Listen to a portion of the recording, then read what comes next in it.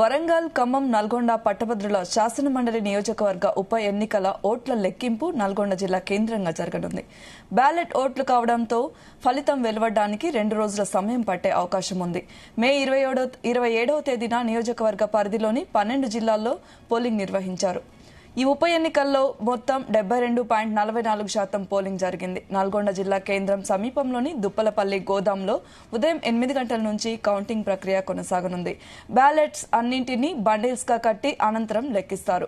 3 ఉమ్మడి జిల్లాల్లో 605 పోలింగ్ స్టేషన్లలో నమోదైన ఓట్లను 3 విడతలుగా లెక్కించే విధంగా ఏర్పాటు చేశారు. కాగా కాంగ్రెస్ నుంచి తీన్మార్ మల్లన్న, బీఆర్ఎస్ నుంచి రాకేష్ రెడ్డి, బీజేపీ నుంచి ప్రేమేందర్ రెడ్డి పోటీలో ఉన్నారు. ఎమ్మెల్సీ ఓట్ల లెక్కింపు ప్రక్రియ సుదీర్ఘంగా కొనసాగనుంది. మొదట ప్రాధాన్యత ఓట్లతో అభ్యర్థి గెలవకపోతే రెండో ప్రాధాన్యత ఓట్ల ద్వారా విజేతను ప్రకటిస్తారు. మొత్తం 96 టేబుళ్లపై ఓట్ల లెక్కింపుని చేపడతారు. 3,36,013 ఓట్లను లెక్కించాల్సి ఉంటుంది. ఈ ఓట్లను బ్యాలెట్ బాక్సుల వారీగా తీసుకువచ్చి 25 ఓట్ల చొప్పున ఒక బండిల్ గా కడతారు. బండిల్స్ కట్టడానికే సాయంత్రం 4 గంటల వరకు సమయం పట్టనున్నట్లు తెలుస్తోంది.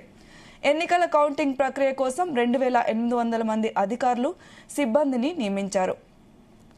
ఇందులో 1,100 మంది కౌంటింగ్ సూపర్వైజర్లతో పాటు కౌంటింగ్ అసిస్టెంట్లు 37 మంది, ఏఆర్ఓలు 40 మంది తహసీల్దార్లను నియమించారు. అదేవిధంగా 12 జిల్లాల నుంచి మరో 300 మంది సిబ్బందిని కేటాయించారు. కౌంటింగ్ కేంద్రం వద్ద 144 సెక్షన్ అమలు చేస్తున్నారు.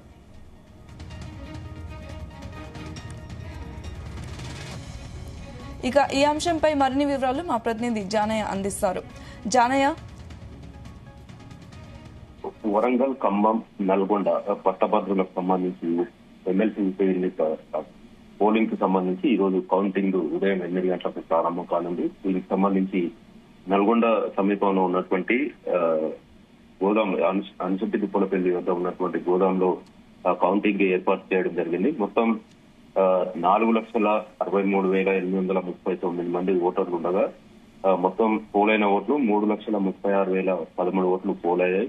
దీనికి సంబంధించి బ్యాలెట్ పేపర్ కావడంతో ఈ ఎన్నికల కౌంటింగ్ సంబంధించి సిబ్బందిని కూడా భారీగా నియమించడం జరిగింది. దీంతో పాటు ఈ ఎన్నికల కౌంటింగ్ సంబంధించి ఏదైతే బ్యాలెట్ పేపర్ ఉంటుందో ఆ బ్యాలెట్ పేపర్ కు సంబంధించి ప్రాధాన్యత క్రమంలో వేసినటువంటి ఓట్లను లెక్కించాల్సి ఉంటున్న నేపథ్యంలో ఈ కౌంటింగ్ సంబంధించి 2 రోజులకు పైగా సమయం పట్టే అవకాశం ఉందని చెప్పి అందుకు తగ్గట్టుగా కూడా అధికారులు ఏర్పాట్లు చేయడం జరిగింది. మొత్తం ఏదైతే 9 గోదామ్స్ లో దాదాపుగా 96 టేబుళ్లను ఏర్పాటు చేయడం జరిగింది.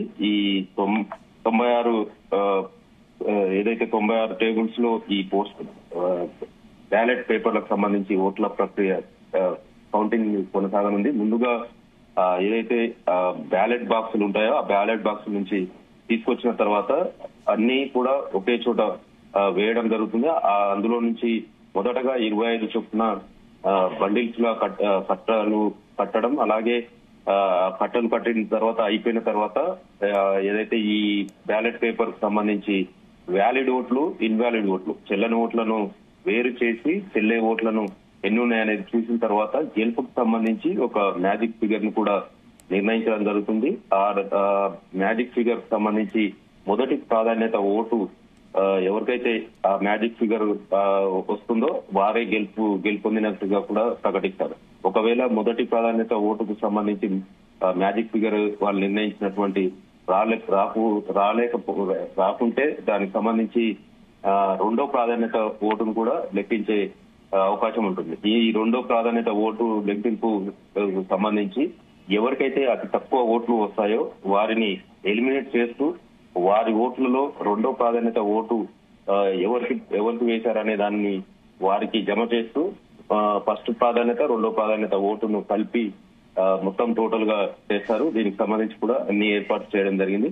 అయితే కంటిన్యూగా సాగనున్న ఈ ఎమ్మెల్సీ కౌంటింగ్ కి సంబంధించి దాదాపుగా 3,000 మంది సిబ్బందిని నియమించడం జరిగింది. ఎందుకంటే 24 గంటలు కంటిన్యూగా సాగనున్న నేపథ్యంలో షిఫ్ట్ల వారీగా కూడా ఈ సిబ్బందిని ఏర్పాటు చేయడం జరిగింది.